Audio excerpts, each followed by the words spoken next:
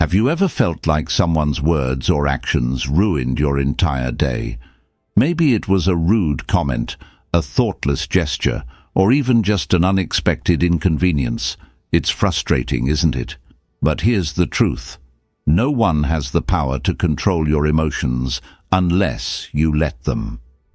What if you could stay calm and unshaken no matter what life or anyone else throws your way? Imagine walking through your day with a sense of peace so strong that even the most irritating situations couldn't rattle you. That's not just wishful thinking, it's emotional mastery.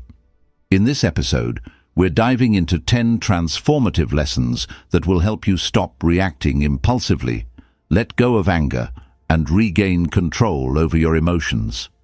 These lessons aren't about ignoring your feelings or pretending not to care.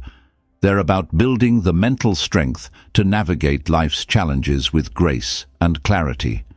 Whether it's dealing with criticism, setting boundaries, or learning to let go of grudges, you'll discover practical tools to protect your peace and live with confidence. By the end of this episode, you'll have the mindset and strategies you need to stay unbothered, even in the most difficult situations. So, if you're ready to unlock the secret to emotional freedom and live a life where no one else can control your mood, let's get started. Your journey to mastering your emotions begins now. 1. Understand that your reactions are your choice. Picture this. You're in the middle of a peaceful day, maybe sipping coffee or walking through the park, when suddenly someone says something rude or inconsiderate. Your calm vanishes, replaced by anger or frustration. You think, why did they ruin my day? But here's the truth. They didn't. You did. Your emotions are your responsibility, not theirs, not anyone else's. No one has the power to control how you feel unless you hand that power to them. Think of it this way. The world can throw challenges at you, but only you decide how to react. Let me offer a fresh perspective. Imagine you're wearing noise-cancelling headphones in a busy city. The chaos of honking cars and loud conversations doesn't disappear. It's still there, but it doesn't reach you. Mastering your reactions works the same way. You don't have to let the noise of other people's behavior invade your peace. A wise thought captures this beautifully. Between stimulus and response, there is a space. In that space lies our power to choose our response. In our response lies our growth and our freedom. When someone cuts you off in traffic or criticizes your work unfairly, it's easy to blame them for your anger. But what if, instead of reacting, you paused? In that pause, you find power, the power to choose calm over chaos, strength over impulsiveness. Here's a real-world example. Imagine your co-worker dismisses your idea during a meeting. Instead of snapping back or stewing in resentment all day, take a moment to breathe and reflect. Is this about me, or is it their own stress or bias showing? By reframing the situation, you neutralize its impact on your emotions. The beauty of this approach is that it's not about suppressing how you feel. It's about recognizing that your feelings are separate from your reactions. Anger, frustration, and disappointment are natural, but they don't have to dictate what you do next. Here's a simple strategy to start practicing this mindset. 1. Pause and identify. When you feel triggered, pause and name the emotion you're experiencing. Anger, hurt, irritation. This breaks the automatic reaction cycle. 2. Ask questions. Reflect on why you're feeling this way. Is it because of what happened or your interpretation of it? 3. Choose your response.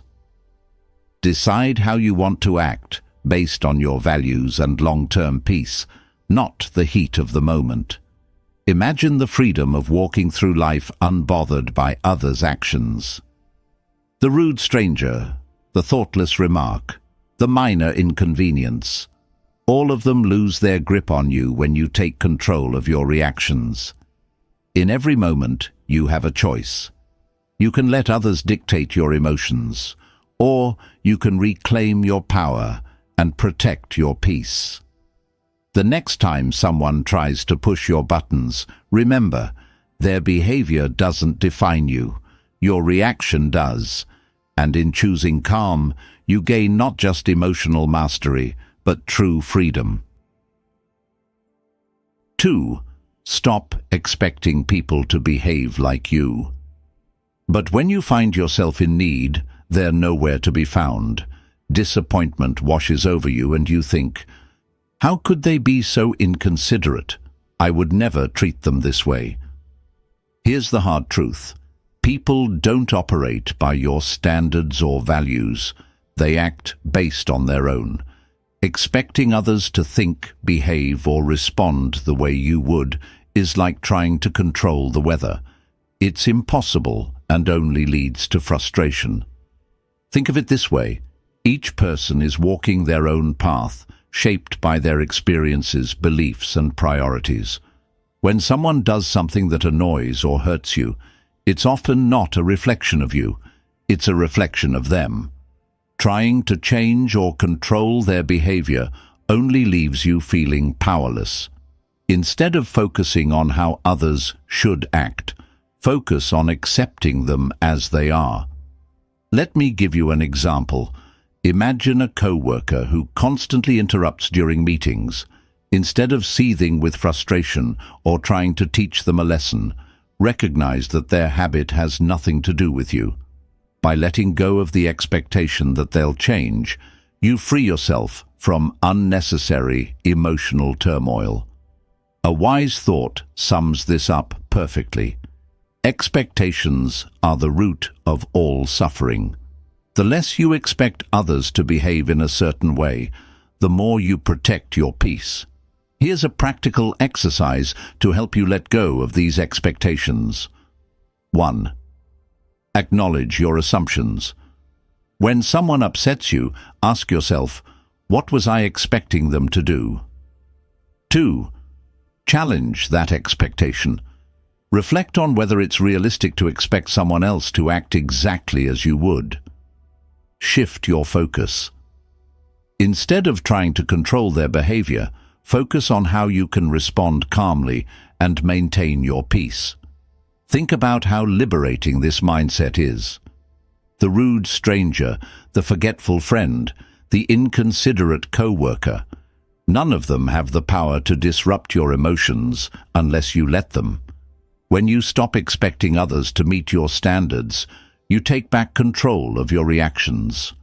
In the end, people are who they are, not who you want them to be. Accepting this truth doesn't mean tolerating bad behavior or abandoning your values. It means recognizing that your peace is too valuable to sacrifice for something you can't control. The next time someone disappoints or frustrates you, pause and remind yourself, they're acting from their nature, not mine, and that's okay because I choose my response. By releasing those expectations, you gain freedom, not just from others' actions, but from the emotional weight they once carried. 3. Let go of the need to always be right. Think about the last time you got into an argument. Maybe it was over something trivial, like which route was faster, or something deeper, like a disagreement with a close friend or partner. As the conversation heated up, did you feel that strong urge to prove your point, to show them you were right? We've all been there, clinging to our version of the truth like it's a lifeline. But here's the thing, that need to always be right, it's exhausting and unnecessary. The need to win every argument or prove your perspective often stems from insecurity. It's as if being wrong threatens our worth or identity. But what if you could let go of that need entirely? What if you could approach disagreements with curiosity instead of defensiveness? A powerful thought to keep in mind is this: would you rather be right, or would you rather be at peace? Often, our insistence on being right creates tension, damages relationships, and fuels our frustration. On the other hand, letting go of the need to prove yourself allows you to preserve your peace and approach conflicts with understanding. Imagine someone accuses you of something unfair. Your instinct might be to defend yourself, to argue your case, or to point out their flaws in return. But what if you paused and asked yourself, is it worth my energy to prove them wrong? Will this argument change anything important in my life? In most cases, the answer is no. Here's an example. A friend might insist that their way of handling a problem is better than yours. Instead of diving into a debate, you could say, I see where you're coming from, and I respect your perspective. By doing this, you not only diffuse the tension, but also maintain your calm and avoid unnecessary conflict. The Taoist philosopher Lao Tzu offers timeless wisdom. He who is attached to his views will never grow. Letting go of the need to be right doesn't mean abandoning your principles or silencing your voice. It means recognizing that not every disagreement needs a resolution in your favor. It's about choosing when to engage and when to step back. Here's how to start practicing this mindset. 1. Pause before responding. When you feel the urge to argue, take a deep breath and reflect on whether it's worth your energy. 2. Seek understanding. Instead of trying to win, ask questions to understand the other person's perspective. This approach often de-escalates conflict. 3. Pick your battles. Save your energy for disagreements that truly matter, ones that align with your values or affect significant outcomes. Over time, you'll find that letting go of the need to always be right brings immense freedom. You'll start noticing how much lighter and calmer you feel when you stop trying to control every conversation or prove every point. Arguments lose their grip on your emotions because you've chosen peace over pride. Remember, your value isn't tied to winning debates or proving your intelligence. It's in how you carry yourself, how you protect your energy, and how you maintain your inner peace. The next time you're tempted to argue, pause and remind yourself, being right won't make me happy, but being calm will. And in that moment, you'll experience the true power of letting go. 4. Stop letting others' words define your worth. Imagine this. You're excitedly sharing an idea, something you're truly passionate about, and someone interrupts with a dismissive comment. Their words cut deep, and suddenly the confidence you felt disappears. Why does this happen? It's because we often let others' words define how we see ourselves. Here's the truth. Your worth isn't determined by someone else's opinion. It's not tied to their compliments, criticisms, or judgments. When you rely on others to validate you, you hand them the power to control your emotions. True emotional freedom comes when you take that power back. Let's consider an example. A colleague criticizes your work, not constructively, but in a way that feels harsh or personal. Your instinct might be to defend yourself or feel disheartened. But what if, instead of reacting, you paused and reminded yourself, their words reflect their perspective, not my value. By detaching your worth from their opinion, you protect your peace and maintain your focus. Marcus Aurelius captured this wisdom perfectly. It never ceases to amaze me. We all love ourselves more than other people, but care more about their opinions than our own. This isn't about ignoring feedback or dismissing others entirely. It's about filtering what truly matters.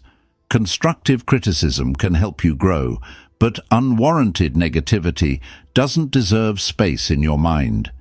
Here's how to stop letting others' words define your worth. 1. Pause before reacting.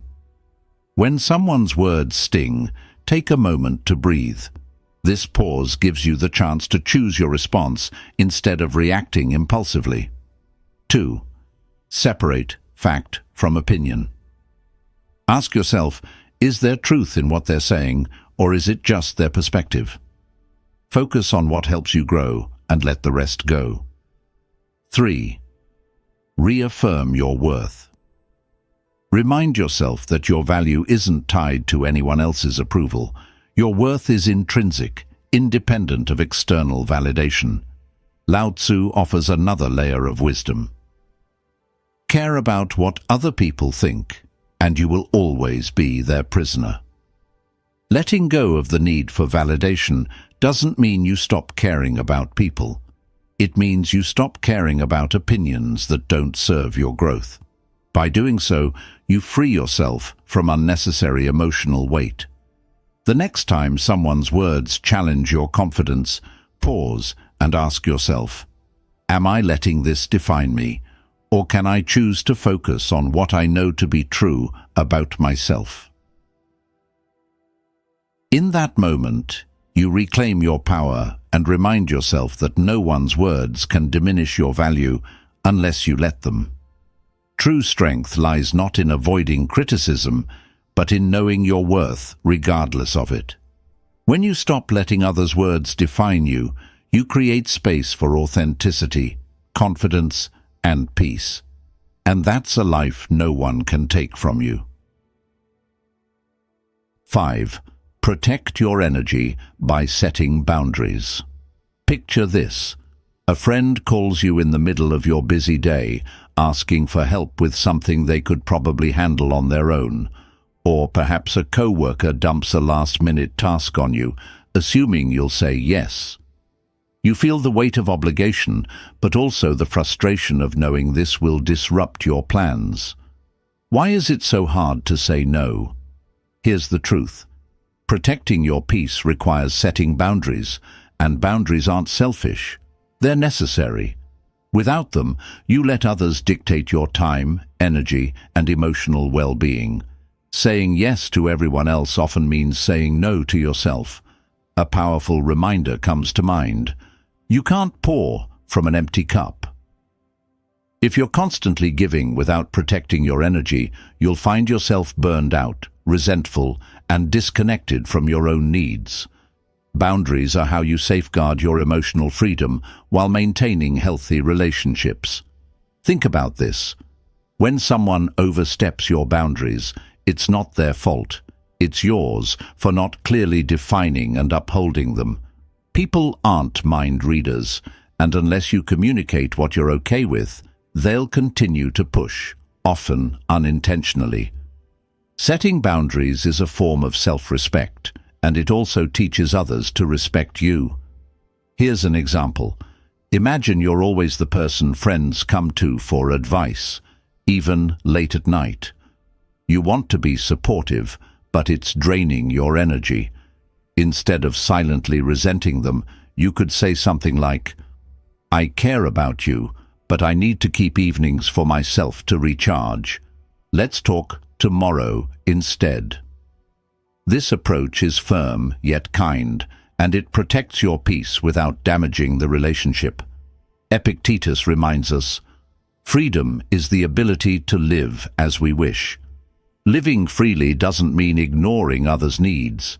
It means deciding where your energy is best spent.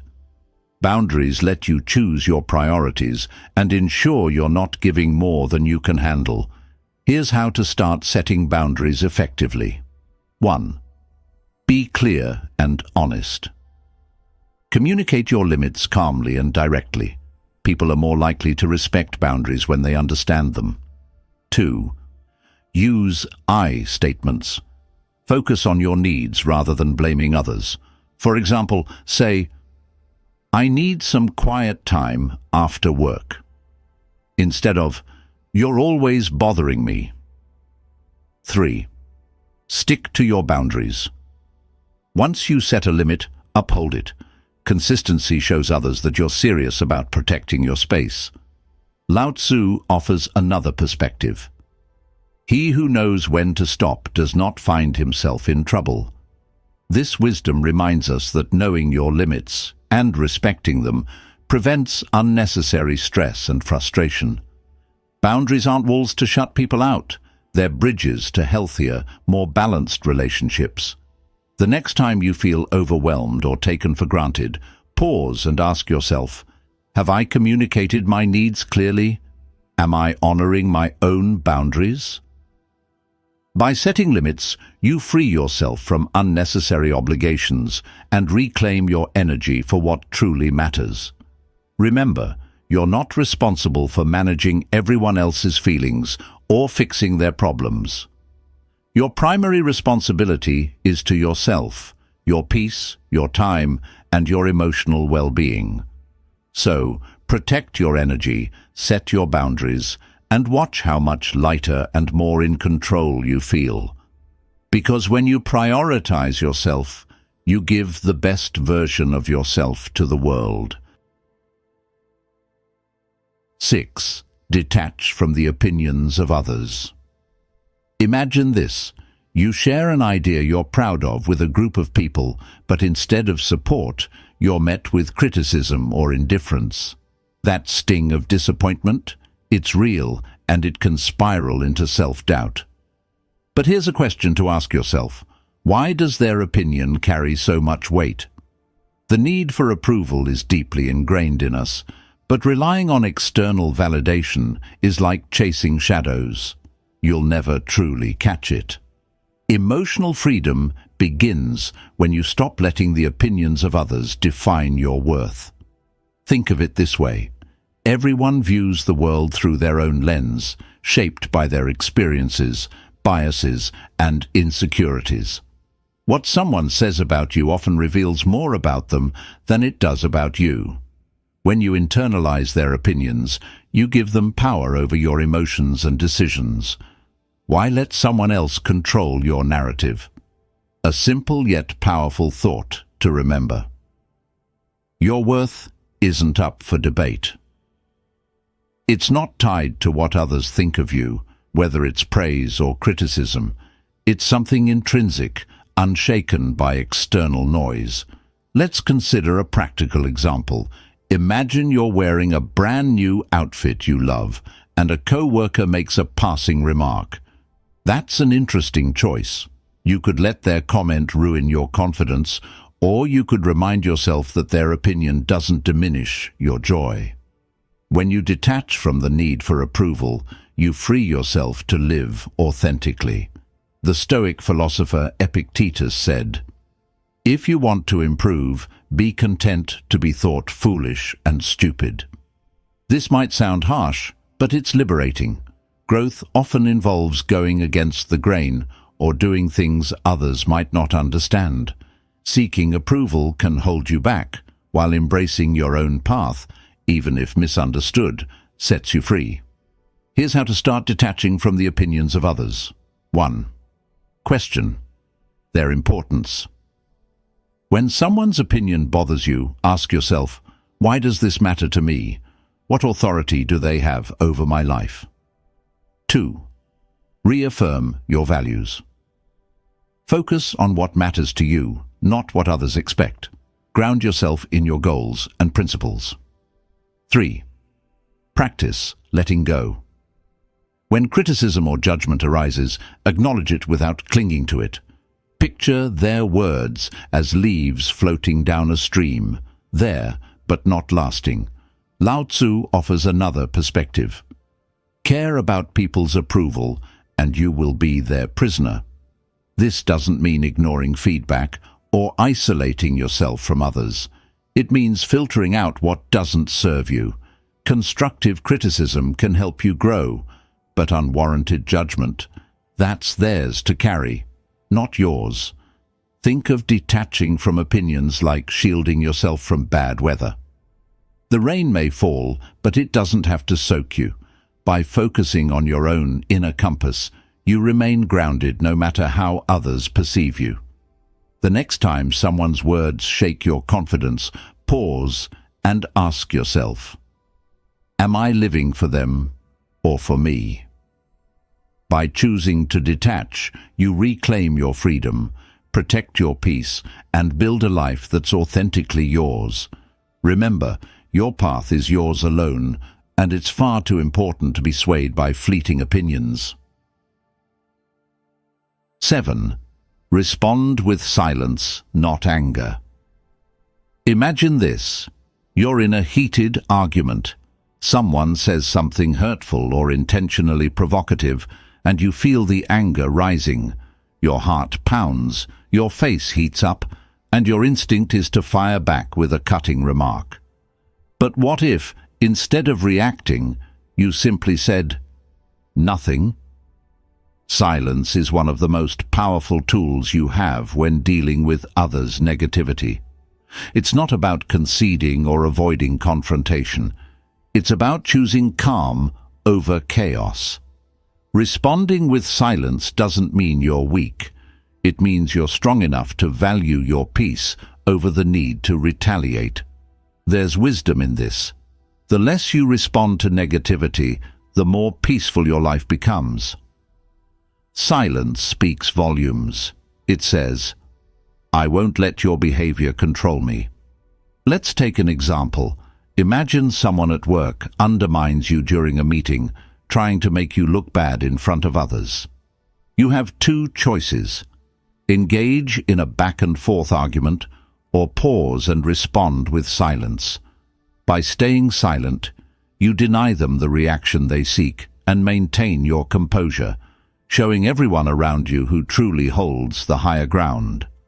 The Stoic philosopher Marcus Aurelius said, "The best answer to anger is silence." Anger often seeks fuel to keep burning, and silence starves it. When you choose not to engage, you're breaking the cycle of negativity and protecting your emotional well-being. Think of silence as a shield. It deflects the noise without pulling you into the fight. Here's how to make silence your go-to response in moments of provocation. 1. Pause before reacting. When someone says something provocative, take a moment to breathe. Silence creates space for clarity. 2. Listen without defending. Sometimes people just want to vent or be heard. Let them speak without interrupting or feeling the need to explain yourself. 3. Speak only when necessary. If a response is required, keep it calm, measured, and to the point. A Buddhist teaching reminds us, speak only if it improves upon the silence. This doesn't mean you suppress your feelings. It means you choose when and how to express them. Silence doesn't ignore the problem. It preserves your energy for moments where your voice truly matters. Think about how often we regret words said in anger.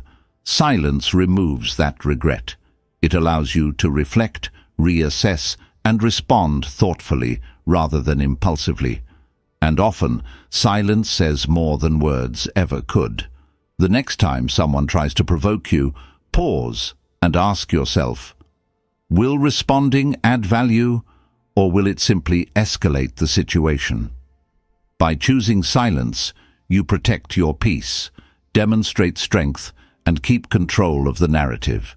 Remember, silence isn't the absence of a response. It's the presence of wisdom. It's the ability to rise above the noise and say, your words don't control me. My peace does. And that's how you win the battle without ever raising your voice. 8. Practice gratitude to dissolve anger. Imagine you're having one of those days where everything seems to go wrong. Your plans fall apart, someone makes a rude comment, and the smallest inconveniences feel unbearable. Anger starts bubbling up and you think, why does everything have to be so difficult? Now pause. What if, instead of focusing on everything going wrong, you shifted your attention to what's going right. Gratitude has a way of turning anger into calm and reframing even the worst moments into opportunities for perspective and peace. Here's a powerful truth. You can't feel grateful and angry at the same time. Gratitude works like a mental reset button. It pulls you out of the spiral of negativity and reminds you of the good that still exists, even in frustrating situations. Take a simple example. You're stuck in traffic, running late to an important appointment. Instead of fuming at the cars ahead, try this.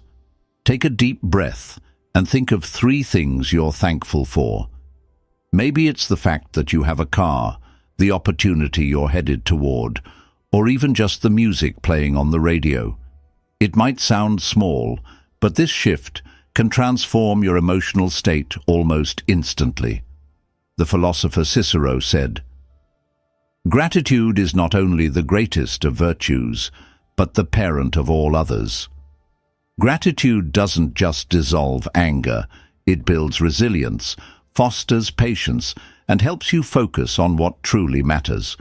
It's a tool you can use anytime, anywhere, to protect your peace. Here's how to make gratitude a daily habit. 1. Pause and reflect. When anger starts to rise, take a moment to breathe and ask yourself, what's one thing I can be thankful for right now? 2. Keep a gratitude journal.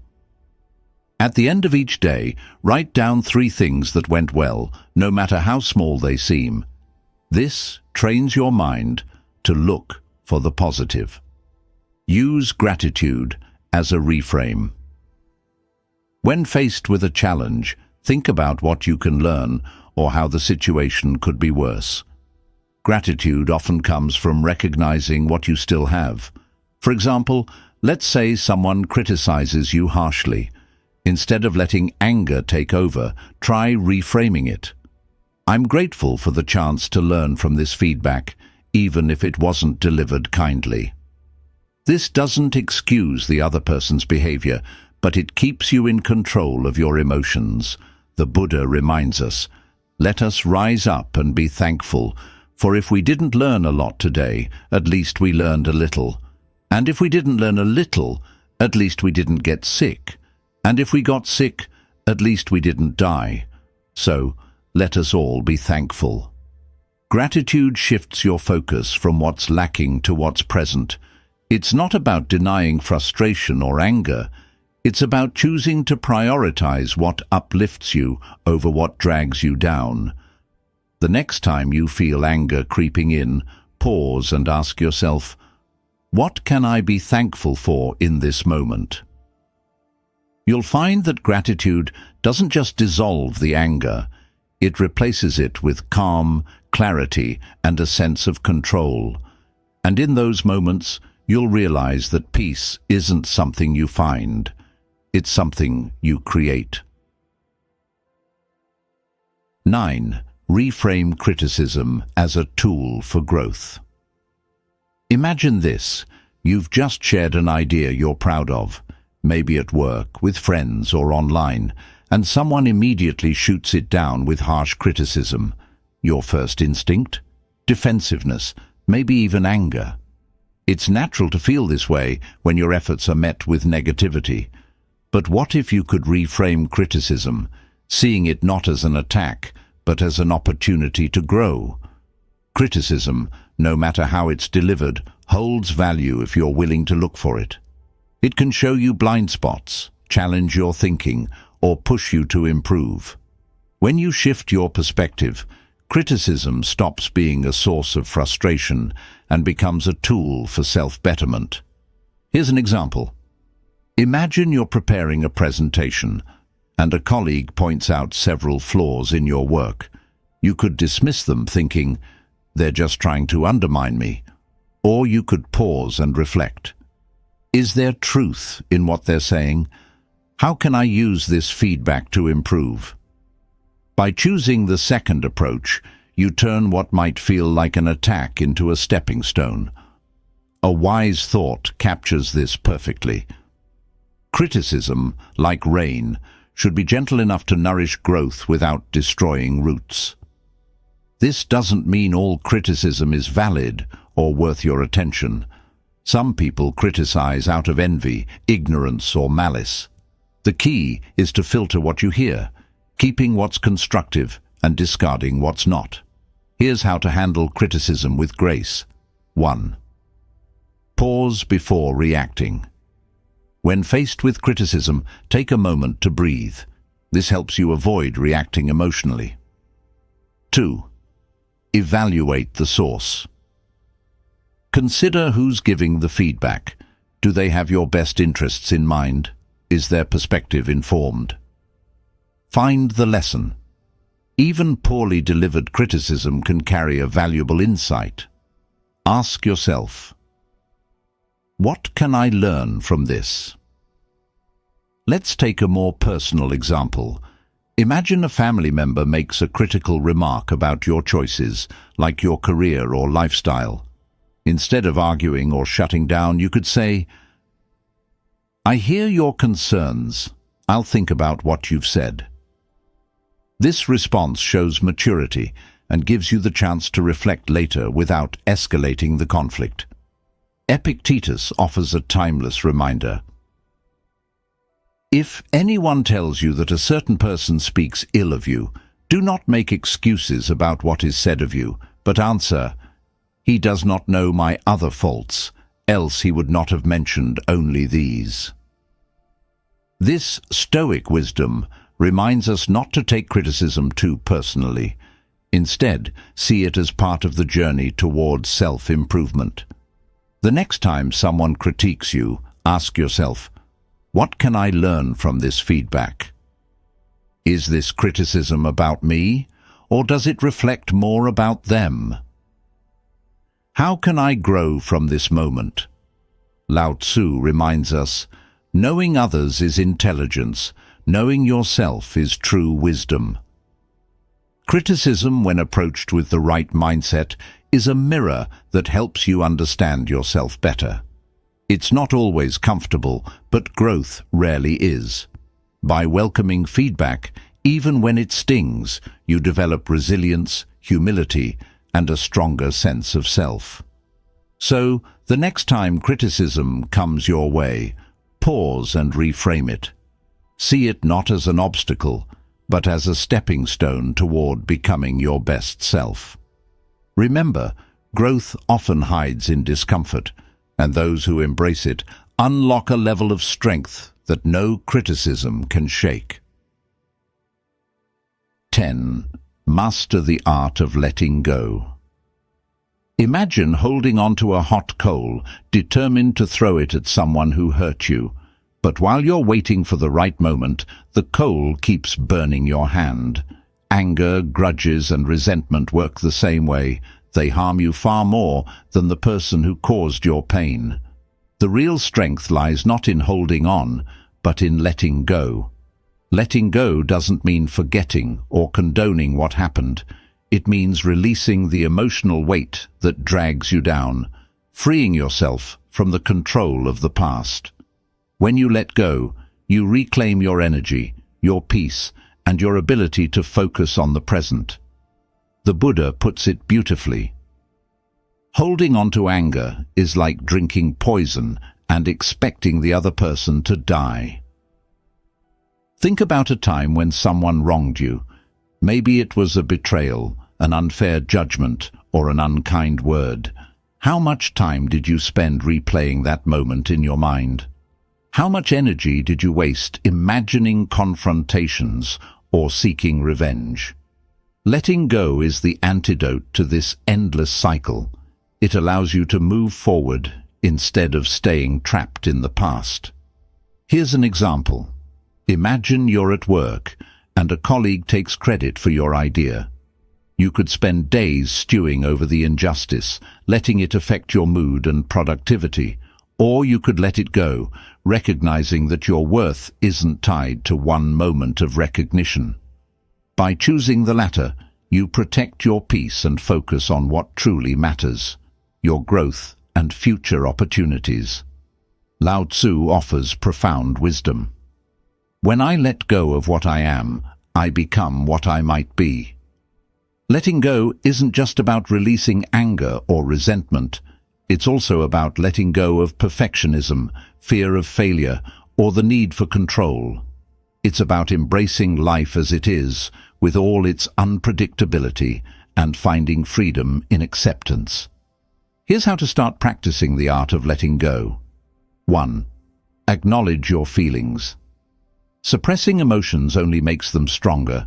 Allow yourself to feel hurt, anger, or disappointment without judgment. 2. Reframe the situation. Ask yourself, what can I learn from this experience? How can I grow stronger because of it? 3. Focus on the present. Letting go is a choice you make for yourself, not for the other person. Shift your attention to the here and now, where your power lies. Think of letting go like releasing a balloon. The longer you hold onto it, the more it strains your hand. But when you let it float away, you feel lighter and freer.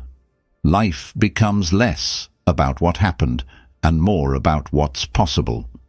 Marcus Aurelius reminds us, do not be disturbed by what is outside your power. Let it go, and you will find peace.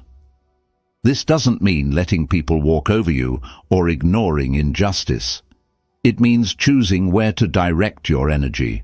By letting go of what you can't change, you create space for what you can, a brighter, calmer, and more fulfilling life. So the next time you find yourself clinging to anger or regret, pause and ask yourself, is this worth my peace? What would my life look like if I let this go? The answer will guide you toward emotional freedom, because true strength isn't in holding on, it's in knowing when to release. And when you do, you'll discover that the lighter you feel, the stronger you become. And there you have it, 10 powerful lessons to help you master your emotions and stay unbothered no matter what life throws your way. These aren't just ideas, they're tools you can use every day to protect your peace, build resilience, and take control of your reactions. Remember, the goal isn't to suppress your feelings or become indifferent. It's to respond to life's challenges with clarity and strength. Emotional mastery isn't about what happens to you. It's about how you choose to react. The power to stay calm, centered, and free lies entirely in your hands. As you move forward, take these lessons with you. Practice pausing before you react. Set boundaries that protect your energy, and let go of the things and people you can't control. Each time you choose peace over anger, you take one step closer to living the unshakable life you deserve. If you found value in this episode, don't keep it to yourself. Share it with someone who might need a little extra calm in their life. And if you have your own tips or experiences about staying unbothered, I'd love to hear them. Drop a comment below. Thank you for joining me on this journey. Remember, emotional freedom isn't a destination, it's a practice. So keep showing up for yourself, stay mindful, and keep growing stronger every day. Until next time, take care and stay unbothered.